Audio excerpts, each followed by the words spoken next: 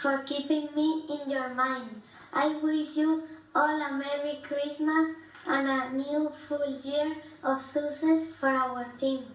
Feliz Navidad para todos los valencianistas. Amun Valencia.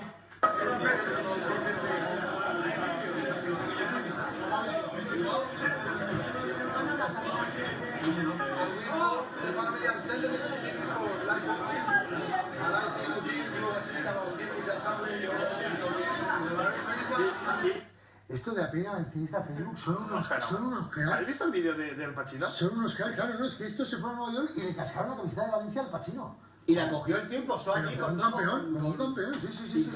Y hoy han grabado al nano este es el crío al que hizo referencia a Leijun, la Junta General de Accionistas, ese aficionado del Málaga, que ya recordaba que Gonzalo, un partido en la Rosaleda en el que el Valencia iba perdiendo, y además cayendo de una forma miserable, y el nano seguía apoyando a Valencia. Y los de la peña valencianista Facebook se han ocupado de que el nano grabase el vídeo para felicitar a Navidades a los valencianistas y a Leijun, y han ido a Leijun hoy en el brindis navideño de la ocupación de Peñas, aquella no viera y tal.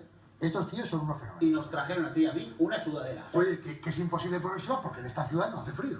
Y esa sudadera es para vivir en Burgos, por lo menos. Mateo se la ha puesto. Abriga, que es una barbaridad. Mateo ya se la ha puesto. Que yo me fui a San Petersburgo y allí colaba. Ah, estaría bonito todo.